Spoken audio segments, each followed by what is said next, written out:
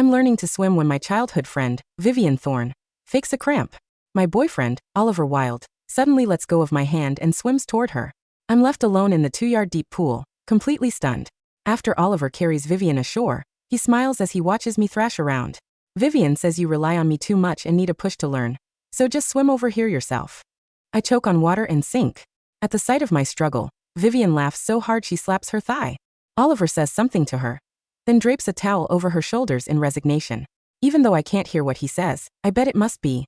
Now that you've had your laugh, don't tease her the next time. Arya is already pitiful enough with her fear of water. It's true that I was born with a fear of water. I've known them for 7 years. All this time, Oliver and Vivian have been tormenting me under the guise of helping me overcome my fear of water. In college, at the beach, Vivian deliberately pushes me off the speedboat. Oliver jumps in to shield her and watches me swallow a bellyful of seawater in the waves. On the graduation rafting trip, Vivian suddenly capsizes the kayak. Oliver swims over to pull her up and watches me slam into a rock, my leg bleeding non-stop. Last year at the water park, Vivian shoves me down the water slide. Oliver slides down to catch her and leaves me in the pool, nearly suffocating with fear. Every time, my fear and despair are met with a burst of laughter from Vivian. Meanwhile, Oliver stands behind her, always saying the same thing. No more next time.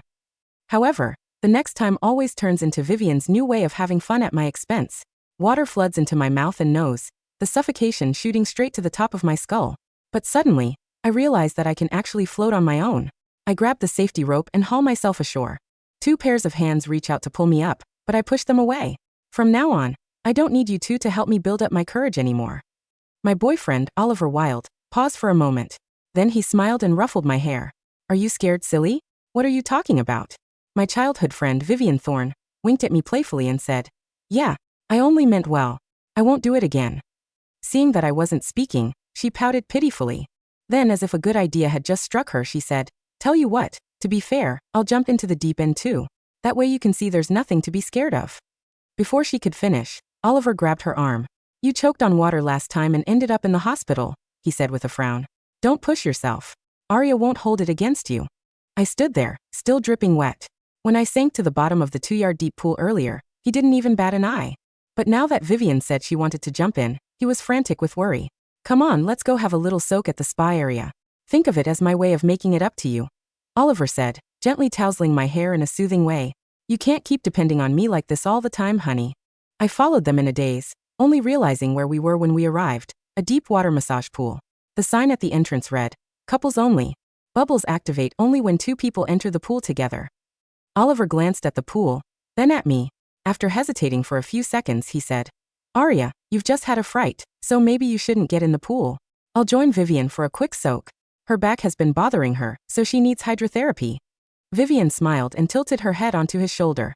Thanks, Oliver. I watched them walk into the warm pool side by side, chatting and laughing.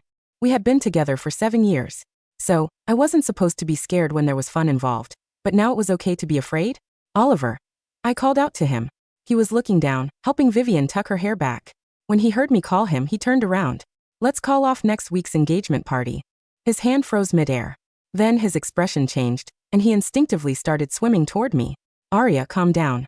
Just wait until I get out and we can talk. Instead of waiting for him, I simply took a cab back to my apartment complex. My mom, Helen Langford, was down by the flower beds, bragging to the neighbors about the engagement party arrangements for next week. I've already booked the hotel for 28 tables, and Oliver's side has prepared betrothal gifts for Arya. The moment she saw me climbing out of the cab soaking wet, her expression darkened. Vivian had caught up at some point. She came right up and linked her arm through Mom's. Mrs. Hart, Arya said I was bullying her. She even said she wanted to call off the engagement, she said, her voice sweet yet full of grievance. The next moment, Mom grabbed my arm in front of all the neighbors. Who do you think you are to call it off? Don't you know what kind of trash you are? You've been passed around so much you're practically damaged goods. Mom, I whimpered. That's not true. I've always been chaste. Why have you been spreading rumors about me ever since I was a child? I spread rumors about you? Mom raised her hand to slap me across the face. Oliver's car pulled up at the curb. He ran over and stepped in front of me. Mrs. Hart, please calm down. Arya's just had a fright. That only made Mom angrier. With that pathetic attitude of yours, what are you without Oliver?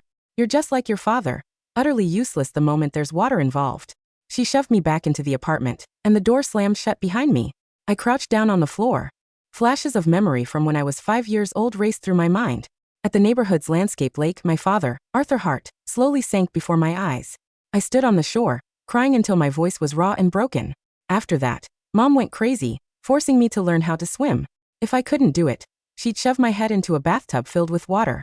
Even at 25, I could still remember exactly how it felt when water rushed up my nose at the age of 5. Mom said, "Your father drowned because he was afraid of water. If you're afraid too, you'll end up just like him sooner or later." I wiped the water from my face, unable to tell if it was pool water or something else. Then, I picked up my phone and called my college roommate, Sage Summerfield. "Hey, you mentioned before that you still needed people for that volunteer teaching program on the island?" "Huh. Are you sure you want to go? It's a tiny island 3 hours by ferry from the mainland. The conditions there are really rough." "Yep, I'm sure." I glanced at the closed door. I want to leave this place. The next evening, the doorbell rang. Vivian and Oliver were standing at the door, holding takeout bags. They said they'd come to make amends. Mom welcomed them in warmly, a complete change from the way she'd torn into me the day before. They unpacked the containers. There was grilled steak, baked cheesy shrimp, and tiramisu, all Vivian's favorite food. They set down a plate of ceviche in front of me. The raw fish slices still glistened with moisture, the stench of it wafting up from the plate. I pushed the plate away on reflex. Back in sophomore year, Vivian took me to a Taiwanese restaurant and deliberately ordered a spread of raw fish. The fish had been sliced open but was still flopping on the cutting board. When its blood splattered onto my face, I threw up on the spot until my stomach cramped. Vivian filmed the whole thing on her phone, laughing so hard that tears came out of her eyes. When Oliver found out, he just patted her on the head and called her cheeky. Ever since then, I'd get nauseous at the smell of raw fish. Vivian picked up a slice of raw fish and placed it on my plate. "Arya, didn't you want to overcome your fears? Why don't you start with the small things first?" she asked with a smile. I stared at the translucent slice of fish, while rising against the back of my throat. Mom wrapped the edge of my bowl with her fork. "Don't be so dramatic. Fish isn't water, it won't kill you." Fighting down the nausea, I picked it up with my fork and put it in my mouth. Even though my stomach was churning and the fishy taste surged up my throat, I swallowed it. All 3 of them looked at me with satisfaction, as if they were watching a pet that had finally learned to shake hands. Halfway through dinner, Oliver brought up the client proposal meeting at the company tomorrow. "Arya, since you get nervous in front of crowds, how about you let Vivian present your ocean-themed resort proposal instead?" I had spent 2 weeks rendering the design for that proposal, and pulled all-nighters revising it 4 times. I knew every color scheme and every figure by heart. I want to present it myself. The table went silent for 2 seconds. Oliver frowned. Mom let out a cold snort. "What could you possibly have to say for yourself up there?" Vivian tried to smooth things over. "I support Arya in giving it a try. If it doesn't work out, I'll just take over." She then smiled at me, but it was one that didn't reach her eyes. That night, I practiced my presentation in front of the mirror until 3 a.m. The next day, I went up on stage and opened the PowerPoint, only to find all the core design slides were completely blank. All that remained was a single line of text that read, "You can do it. Thinking on your feet is just another way to grow. Love, Vivian." Dozens of eyes were fixed on me. Oliver sat in the front row, shaking his head slightly. Then, he turned to Vivian with a look of exasperated affection. "You're just too mischievous." Vivian stuck out her tongue playfully. The clients were checking their watches. My hands were shaking. But I had memorized all the figures, color codes, and sources of inspiration. I tossed aside the clicker and walked over to the whiteboard. Then I picked up a marker and freehand the main design. I spoke as I drew. My voice trembled, and I stumbled twice in the middle. But I made it through the end. When I finished, the room was silent for a few seconds. Then the clients applauded. Out of the corner of my eye, I saw Oliver's and Vivian's expressions had become very stiff. As I stepped off the stage, my phone buzzed with a text from Sage. "I've booked the ferry tickets. See you at the dock the day after tomorrow." The proposal was approved, and the company held a dinner to celebrate. After a few rounds of drinks, Vivian started telling funny stories about me. "Did you know Arya fell into the neighborhood fountain when she was little? The water barely came up to her knees, yet she cried for 2 hours." The whole table burst into laughter. Vivian nudged Oliver with her elbow. "Tell them about that time at the beach." He hesitated for a moment, glancing at me. Vivian tugged at his sleeve. In the end he said, "Yeah, the waves were only this high. But Arya was so scared she clung to the lifeguard and wouldn't let go." Another round of laughter erupted. I dug my fingernails into my palms as I shot to my feet. "Can you please stop?" The whole table fell silent for a moment. A colleague leaned in and whispered to me, "You shouldn't go up against Vivian. She's best friends with the boss girlfriend." Mid-sentence, she suddenly stared at me in shock, as if something had just dawned on her. "Wait, aren't you the boss's girlfriend? Then how come?" Her gaze darted back and forth between me and Vivian. The boss and I are just colleagues, I said with a wry smile. I had fought so hard to get into this company because I wanted to be closer to Oliver. But when I ran into him in the elevator on my first day of work, he said, "You need to learn to stand on your own 2 feet.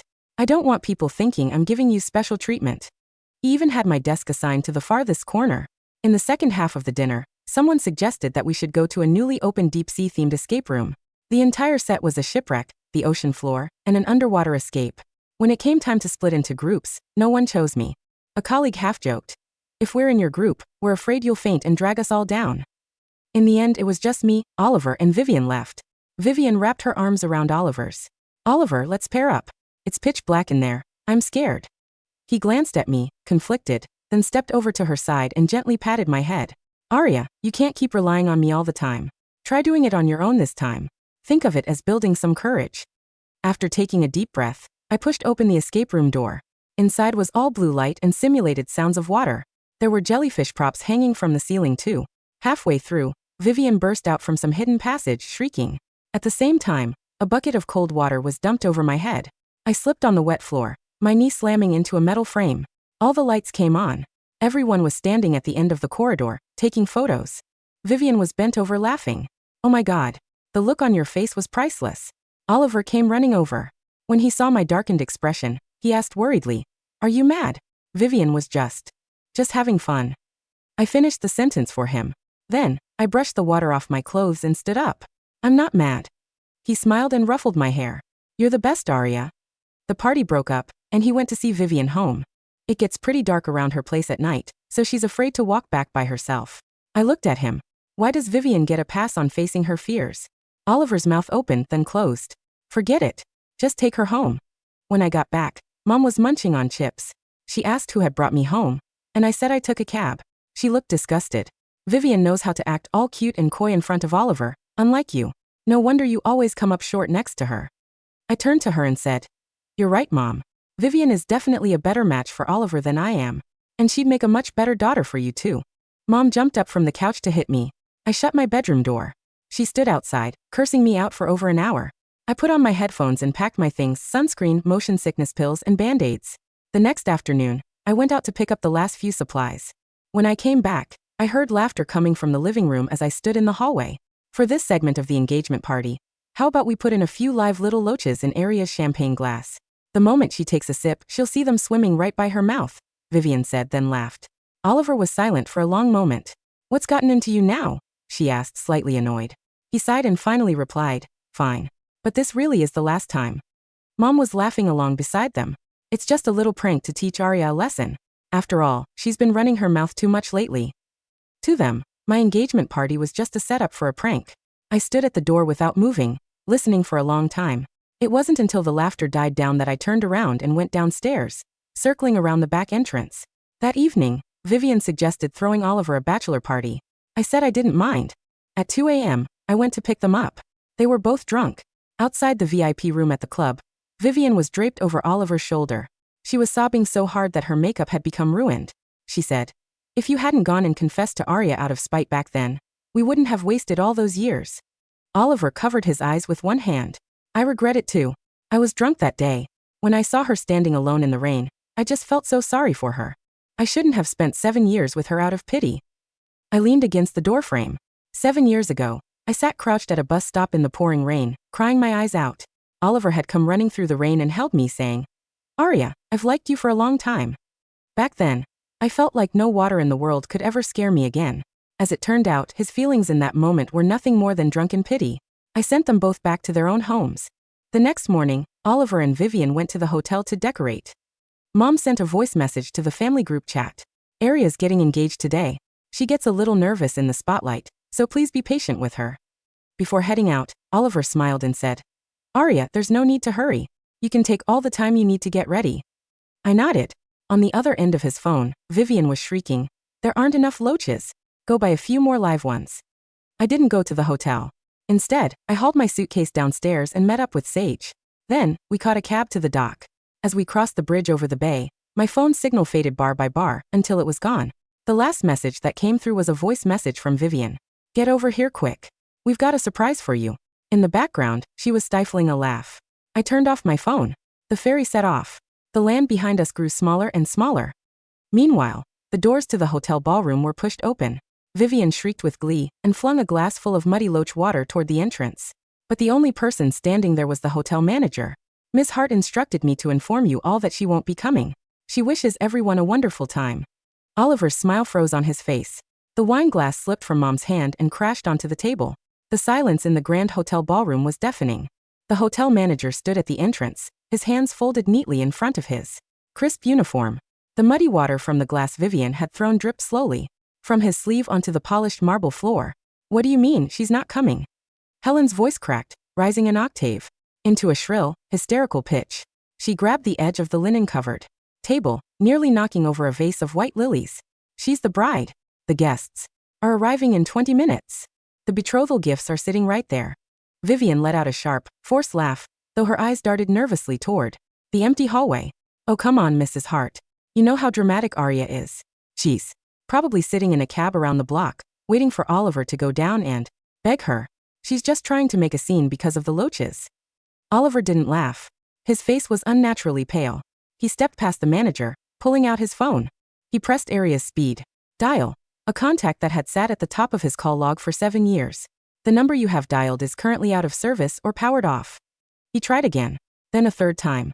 She turned off her phone, Oliver muttered, his thumb sweeping frantically across the screen.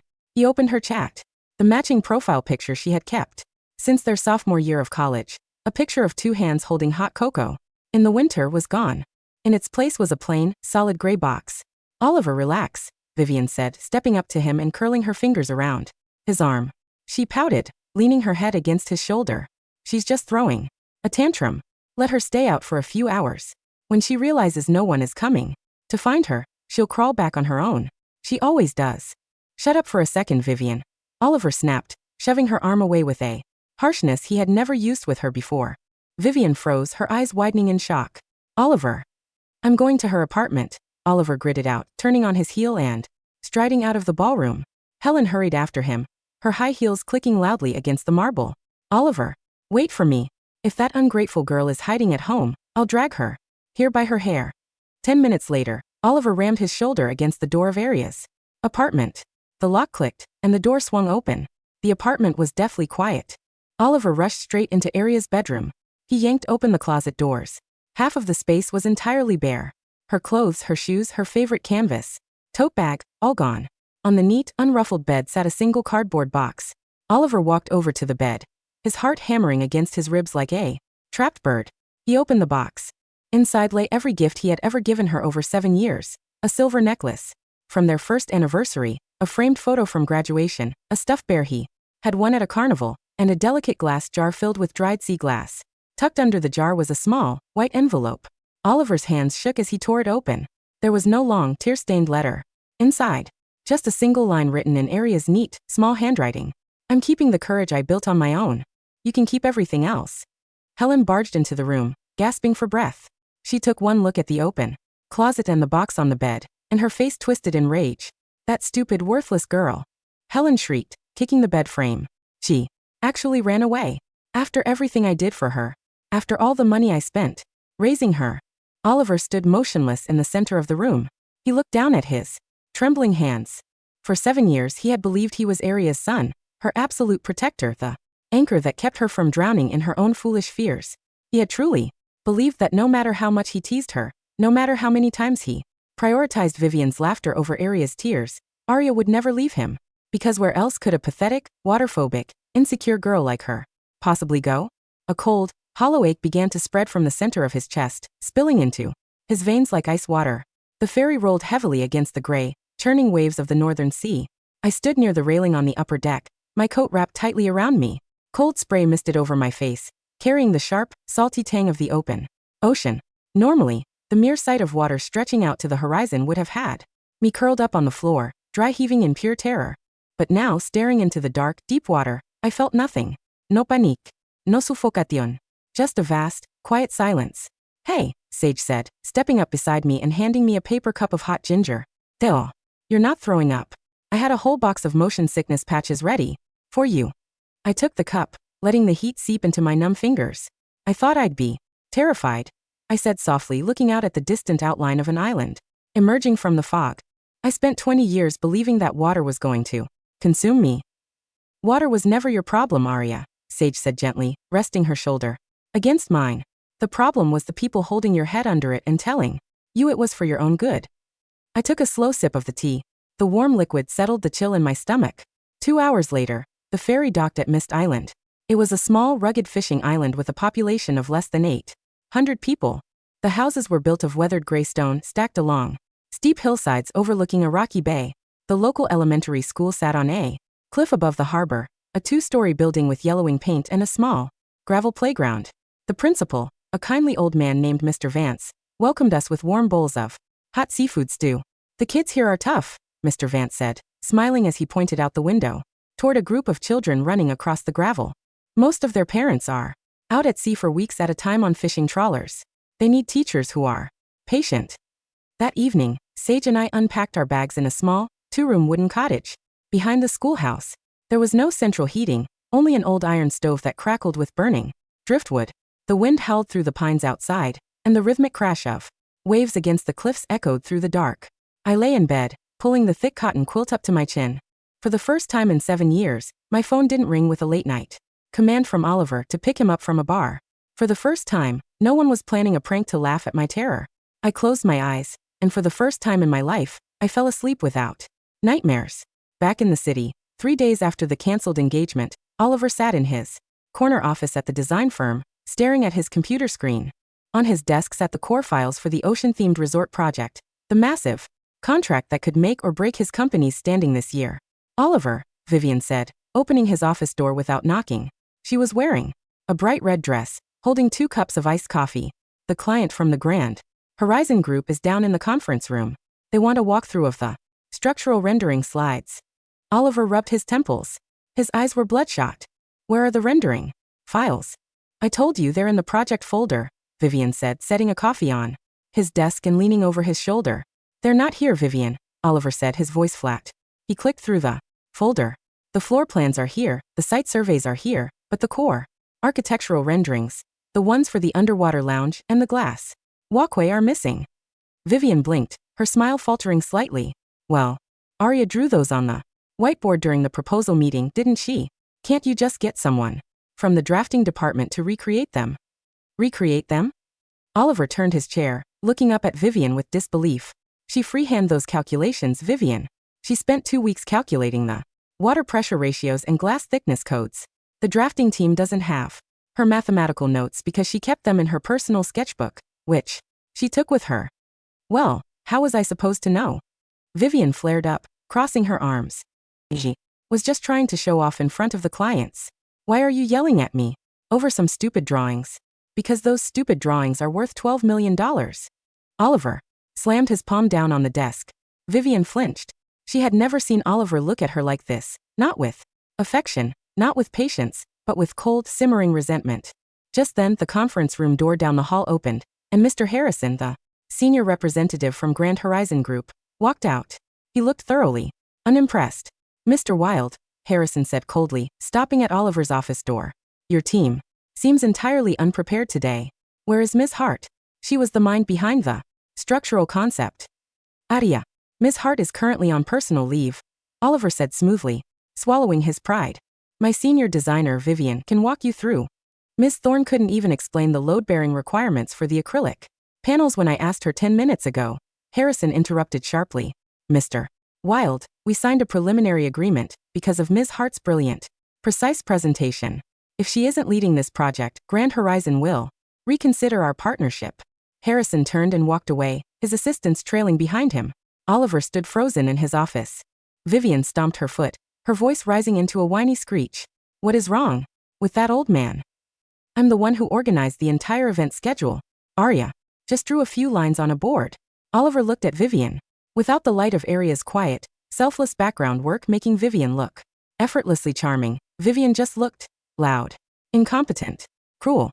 Get out of my office, Vivian, Oliver said softly. Oliver. I said get out, he shouted, pointing toward the door. Vivian gasped, her face flushing crimson with humiliation. She grabbed her bag and ran out, slamming the door behind her. For weeks past on Mist Island, The chill of early winter settled over the coast. My skin, once pale from spending endless weekends hidden inside away from pools and water parks, had taken on a warm, healthy glow from the coastal sun. Teaching the island children was exhausting, but deeply fulfilling. Every morning, I taught mathematics and art to 15 energetic kids aged 6 to 12. They didn't know about my past. They didn't know I was damaged goods or a fearful coward. To them, I was just Miss Aria, the teacher who drew beautiful, intricate ocean animals on the blackboard and helped them solve hard math puzzles. One afternoon, after classes had ended, a 6-year-old boy named Leo ran into the faculty room, tears streaming down his face. Miss Aria. Miss Aria, he cried, grabbing my skirt. My wooden boat. The tide took it. I rushed outside with Leo. Down at the rocky cove near the school, a small hand-carved wooden boat, a gift from Leo's fisherman father, was floating in a shallow tide pool about 10 feet from the shore. The tide was rising, and the cold gray waves were slowly lapping over the rocks. My steps slowed as I reached the wet gravel. The sound of the ocean hit my ears. Crash, swish, crash. For a split second, my brain tried to summon the familiar, paralyzing dread, the memory of my father sinking, the memory of water rushing up my nose in the bathtub, the sound of Vivian's shrill laughter while I choked in the pool. I closed my eyes and took a deep, steady breath. I opened them again. The water in the tide pool wasn't a monster. It was just water. It came up to my knees at most. I looked at Leo, who was weeping quietly beside me, clutching his little hands. Together, I unbuttoned my heavy coat, tossed it onto a dry rock, and kicked off my boots. Then I walked into the water. The icy chill hit my ankles, sending a shock straight up my spine. My heart spiked, but I kept moving forward. Step by step, the water reached my calves. Then my knees. I reached out, grabbed the wooden boat, and pulled it out of the ripple. I turned around and walked back to the dry shore. Leo cheered, jumping up and down as I handed him the dripping toy. Thank you, Miss Aria. You're so brave. I stood on the cold gravel, my wet feet numb, my trousers dripping onto the stones.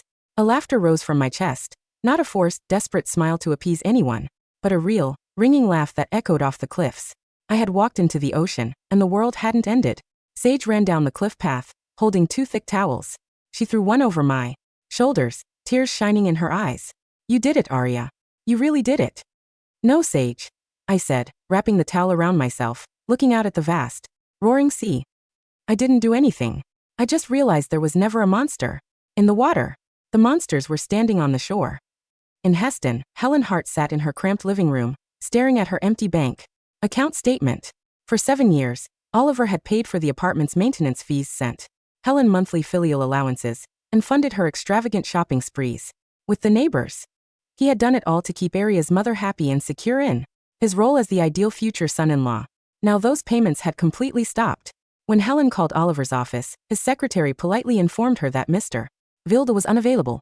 When she showed up at his company, security escorted her out. Desperate, Helen went to find Vivian. She tracked Vivian down at an upscale cafe in the city center, where Vivian was sitting with 2 wealthy socialite friends.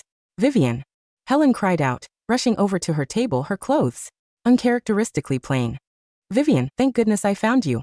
Oliver stopped sending my allowance, and the landlord says I owe 2 months of rent. Vivian's friends looked at Helen with disgust. Vivian's face darkened instantly. She set her porcelain teacup down with a sharp clack. Mrs. Hart, why are you shouting?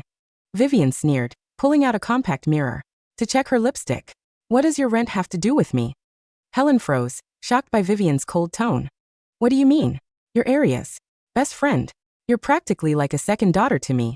You were the one who said Aria was useless and that you'd take care of me once you and Oliver got married. Vivian let out a sharp, mocking laugh. A second daughter? Vivian scoffed, looking at Helen as if she were a piece of trash stuck to her shoe. Mrs. Hart, the only reason I ever paid attention to you was because you made it so easy to bully Aria. You were her own mother, yet you treated her like dirt. Do you really think I respected you? I thought you were pathetic. The cafe fell dead silent. Vivian leaned forward, her eyes glinting with malice. Aria ran away. Oliver lost his biggest contract because of it, and now he won't even look at me. It's all your fault for raising such an unstable, ungrateful daughter. Don't ever come near me again. Vivian signaled the waiter, tossed a stack of bills onto the table and walked out with her friends, laughing loudly. Helen stood in the middle of the cafe, her face burning, her hands shaking violently. For 20 years, she had degraded her own daughter, favored a manipulative, neighbor's child, and treated Oliver like a golden goose. And now, she was left with nothing. It took Oliver 6 weeks to track me down. He used his business connections, bribed a clerk at the ferry terminal, and finally secured a spot on a supply boat to Mist Island. He believed in his heart that when he found me, I would be miserable. He imagined me sitting in a cold, leaky hut, crying over my fear of the dark ocean, regretting the impulsive choice I had made to ruin our engagement. Planned to stand over me, gently ruffle my hair, and say, "See? You can't survive without me. Come home." When the supply boat docked at Mist Island, the sky was clear and bright. Oliver walked up the steep stone path toward the elementary school, holding a large bouquet of expensive red roses he had kept fresh in a refrigerated box. During the journey, as he reached the school courtyard, he stopped. The children were out on the gravel field, playing a game of tag. In the middle of the field stood a woman in a simple cream-colored wool sweater and dark jeans. Her dark hair was tied back in a loose, casual braid. She was running, laughing aloud, her eyes shining with vibrant, uninhibited joy. When a child bumped into her, she caught him smoothly, swinging him around in a wide circle. It was Arya. Oliver's heart seized. This wasn't the pale, timid girl who flinched at loud noises, who shrank back whenever water was mentioned, who looked at him with desperate, pleading eyes, asking for reassurance. This woman looked radiant, independent, whole. "Arya," Oliver called out, his voice hoarse. The laughter on the field died down. The children stopped playing, looking curiously at the stranger standing at the gate holding a massive bundle of roses. I turned around. When my eyes met Oliver's, my expression didn't change. No shock, no anger, no fear. Just a quiet, polite blankness. The look one gives to a complete stranger who has wandered into the wrong yard. I walked over to the wooden fence, wiping my dusty hands on my jeans. "Mr. Wilde," I said calmly. "What are you doing here?" Oliver stared at me, his fingers tightening around the stems of the roses until the thorns bit through his leather gloves. "Mr. Wilde?" he repeated, his voice cracking. "Arya, what kind of joke is this? Do you know how long I've been looking for you? Do you know how much trouble you caused by running away from the engagement party?" Sage stepped out from the schoolhouse, holding a wooden clipboard. When she saw Oliver, her eyes narrowed, and she moved to stand beside me. "Oliver," Sage said coldly, "you have 5 minutes to leave before I call the island's constable for trespassing." "Stay out of this, Sage." Oliver snapped, his eyes fixed entirely on me. He reached over the fence, trying to grab my hand. "Arya, come onorevole. Pack your things. I drove all the way here to bring you back. Your mother is sick with worry and the company needs you." I stepped back out of his reach. "My mother isn't worried about me, Oliver. She's worried about her rent," I said evenly. "And your company doesn't need me. You have Vivian." At the mention of Vivian's name, Oliver's face contorted with rage and frustration. "Don't bring her up," Oliver yelled. "I fired Vivian 3 weeks ago. She ruined the Grand Horizon proposal. She doesn't know anything about architecture. It was just a distraction." He took a deep breath, his voice softening into the familiar, soothing tone he had used on me for 7 years. "Arya, listen to me," he said, reaching into his pocket and pulling out a small velvet box. He flipped it open, revealing a glittering diamond ring. "I was wrong. I shouldn't have let Vivian play those pranks on you. I shouldn't have spoken out of turn at the club. I was drunk, Arya. I didn't mean it." He looked at me with wide, pleading eyes. "I love you, Arya. I've always loved you. I took care of you for 7 years. When no one else would.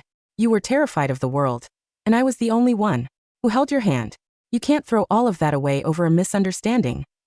I looked at the diamond ring, sparkling brightly under the pale island sun. Then I looked up into Oliver's eyes. "You didn't take care of me, Oliver," I said softly, my voice carrying clearly over the sound of the wind. "You kept me broken." Oliver blinked, stunned. "What?" "You loved having a girlfriend who was afraid of everything." I explained, every word measured in calm. "Because as long as I was terrified, as long as I felt helpless, you got to play the hero. You let Vivian humiliate me for 7 years. Because watching me suffer made you feel superior. You didn't pity me, Oliver. You used me to feed your own ego." "That's not true," Oliver shouted, his face turning bright red. "I saved you. The day I found you crying in the rain. The day you found me crying in the rain, you saw a vulnerable girl you could control." I interrupted. "And I was stupid enough to mistake your control for safety." I raised my hand, pointing toward the distant ocean sparkling beyond the cliffs. "Look at that water, Oliver," I said. He glanced instinctively toward the sea. "For 20 years, you and Vivian told me I was weak, because I was afraid of water." I continued. "Last week, I walked into that tide pool up to my knees to Save a child's toy. And do you know what I realized? I met his gaze, my eyes cold and unyielding. I was never afraid of the water. I was afraid of the people who held my head down and laughed while I suffocated. Oliver stumbled back a step, as if he had been slapped across the face. Arya, please. He whimpered, tears finally spilling from his eyes. Give me another chance. I'll change. I'll never see Vivian again. I'll give you the wedding you want. I don't want a wedding with you, Oliver, I said, turning my back on him. And I don't want you on this island. Leave. Oliver didn't leave immediately. He stayed at the island's only small inn down by the harbor, drinking heavily. Every night. Wandering up to the schoolhouse during the day like a ghost. 2 days later, a second supply ferry arrived at the dock. To everyone's shock, Vivian stepped off the boat. She had tracked Oliver's bank transactions to find where he had gone. She was wearing a trench coat, high heels that slipped on the wet wooden docks, her face pale and desperate. When she found Oliver sitting on a stone bench near the harbor, holding an empty whiskey bottle, she rushed over and grabbed his coat. Oliver, are you crazy? Vivian cried out, her voice trembling. You abandoned the firm for 6 days. The board is threatening to remove you as managing director. Grand Horizon canceled the contract officially yesterday. Oliver slowly looked up at her. His eyes were bloodshot, his skin gray. It's over, Vivian, Oliver muttered thickly. She won't come back. Of course she won't, Vivian screeched, shaking his shoulders. She's enjoying watching you crawl. She's playing hard to get. Come back to the city with me, Oliver. We can hire a new design team. We don't need her. Oliver looked at Vivian's desperate, scheming face, and a sudden, violent laugh tore from his throat. We don't need her. Oliver laughed hysterically, standing up and swaying on his feet. Vivian, without Aria's work, my firm is bankrupt. Without Aria's silence, everyone knows I'm a pathetic fraud who let his mistress bully his fiancé for 7 years. I am not your mistress. Vivian screamed, slapping him across the face. The loud slap echoed across the quiet harbor.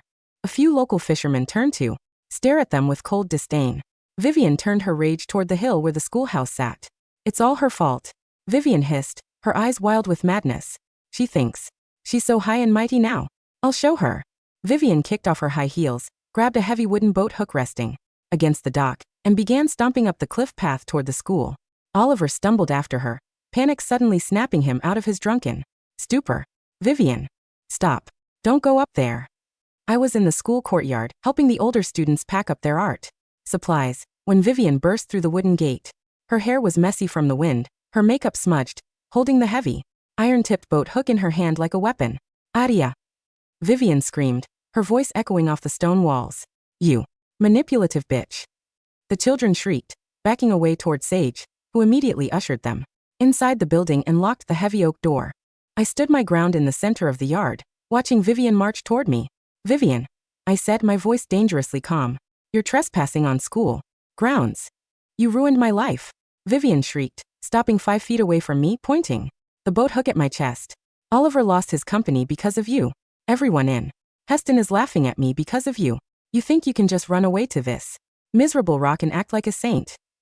She looked toward the steep cliff edge at the side of the playground, a 40-foot drop leading straight down to the rocky, crashing tide below. A malicious, familiar glint flashed in Vivian's eyes. You're still terrified of water, aren't you? Vivian sneered, taking a menacing step toward me. Let's see if you can float down there. She lunged forward, trying to shove me toward the cliff edge. In the past, the mere threat of being pushed toward water would have made my knees give out. I would have collapsed, crying, clutching at her clothes, begging for mercy while she laughed. But I didn't collapse. I didn't flinch. As Vivian lunged, I stepped smoothly to the side. Vivian, blinded by rage and wearing slick nylon stockings on wet gravel, missed me entirely. Her momentum carried her forward, her foot catching on a wooden landscaping beam near the edge. She screamed as she tumbled over the low wooden barrier, sliding 10 feet down the steep dirt slope before catching herself on a thick clump of wild sea briars, just 5 feet above the crashing waves. Arrah! Vivian shrieked in absolute, blood-curdling terror. Help me! I'm going to fall. Help me! The icy gray waves crashed against the jagged rocks directly below her, sending white foam blasting into the air, soaking her clothes. Oliver finally made it up the cliff path, gasping for air. When he saw Vivian hanging precariously over the roaring sea, he let out a horrified cry. Vivian! Oliver ran to the edge, looking down in panic. Arya! Help her! Grab her hand! I walked slowly to the wooden barrier. I stood at the top of the slope, looking down at Vivian. Her face was white as paper. Her hands were scratched and bleeding as she clung frantically to the thorny bushes. Her fake, sweet composure was completely gone. She was sobbing, choking on seawater spray, shaking with the exact same raw, suffocating terror I had endured for 7 years. Aria, please. Vivian wept, looking up at me with wide, terrified eyes. I'm sorry. I'm sorry for everything. I'm sorry for the pool. I'm sorry for the speedboat. I'm sorry for the loaches. Please don't let me fall. Oliver reached out to me, his hands shaking. Aria, please. Save her. I looked down at Vivian. Then, I turned my head and looked at Oliver. You told me once, Oliver, I said softly, my voice cold and crisp against the ocean wind, that when someone is terrified of water, they just need a little push to learn how to handle it themselves. Oliver froze, his face draining of all color. Aria, no. I didn't push her. I didn't touch her. I simply turned around, walked over to the school wall, and picked up the sturdy, heavy Coast Guard rescue rope that hung by the emergency station.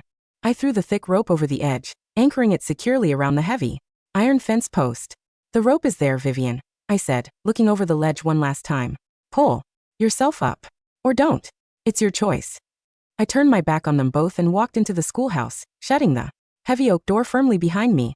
10 minutes later, the local island constable and 2 fishermen arrived, responding to Sage's earlier phone call. They pulled a shivering, scratched, and thoroughly humiliated Vivian up from the slope. She was wrapped in an old wool blanket, weeping hysterically, unable to stand on her own 2 feet. Oliver tried to help her, but she shoved him away, screaming curses at him for letting her fall. The constable looked at the 2 of us. Oliver disheveled and drunk, Vivian covered in mud and thorns. You too, the constable said sternly, pointing toward the harbor path. Supply ferry leaves in 20 minutes. If you are still on this island when that horn blows, I will arrest you both for disturbing the peace and threatening a public school. Oliver looked toward the locked schoolhouse door. There was no light in the window, no face watching them leave. He realized, with absolute, brutal clarity, that Aria Hart was truly gone from his life forever. He didn't say another word. He turned and walked down the hill alone, leaving Vivian to stumble behind him in the cold wind. 2 months later, the ocean-themed resort project in Heston made national business news. Grand Horizon Group officially terminated its contract with Wilde design firm, filing a lawsuit against Oliver Wilde for breach of contract and misrepresentation of intellectual property. In an unprecedented move, Grand Horizon's chairman personally flew to Mist Island to meet with me. They offered me an independent contract as the lead architectural consultant for the project, allowing me to work remotely from the island and set my own terms. I accepted, on the condition that 10% of the project's profits were directed into an educational foundation for coastal island children. Meanwhile, back in Heston, Oliver's firm went into liquidation. He sold his sports car and his luxury apartment to pay off his legal debts, eventually moving into a small, rented room on the outskirts of the city, taking entry-level drafting work for a small construction company. Vivian's social standing collapsed completely after news of her behavior at the island school spread through Heston's high society circles. Her former friends cut ties with her, and she was forced to take a desk job at a local insurance company. As for my mother, Helen, after being evicted from her apartment, she moved into a tiny studio room. He sent me dozens of letters through my lawyer, crying, apologizing, and begging for money. I didn't read them. My lawyer set up a minimal, automated monthly stipend, just enough to cover her basic groceries and medical insurance, so she would never starve. But I cut off all personal contact. Some bonds, once broken by decades of cruelty, are better left buried in the deep. Spring arrived on Mist Island. The heavy winter fogs lifted, revealing a brilliant blue sky and calm, sparkling turquoise waters. The school year ended with a grand celebration on the grassy cliff above the harbor. The children put on a play. Their parents brought tables full of fresh seafood and home-baked bread, and the sound of accordions and laughter filled the warm afternoon air. I sat on a wooden bench at the edge of the cliff, wearing a light yellow summer dress, holding a cup of sweet floral tea. Sage walked over, handing me a small leather-bound book. A package came for you on the morning ferry, Sage said, smiling warmly. From the publishing house in the capital. I opened the package. Inside sat the first printed copy of my picture book, The Girl Who Befriended the Tide. It was a story I had written and illustrated during the long winter nights. A story about a little girl who thought the ocean was a monster, until she realized the water was just waiting to carry her to new shores. On the dedication page, I had written 4 simple lines. To those who were taught to be afraid. The water is deep, but you are light. You do not need permission to float. You only need to let go of the stones. Misaria. Misaria. Leo called out, running over from the playground with a group of children trailing behind him. Come down to the beach. The water is warm today. I set the book down on the bench. I looked down at the bright, clear waters of the bay, sparkling like millions of tiny diamonds under the afternoon sun. I smiled. I'm coming, I called back. I kicked off my sandals, leaving them on the grass, and walked down the soft sand path toward the shore. As the cool, gentle waves lapped softly over my bare toes, I took a deep, clear breath of the salty air, closed my eyes, and stepped forward into the sea. Not to survive. Not to prove anything to anyone. Just to enjoy the water.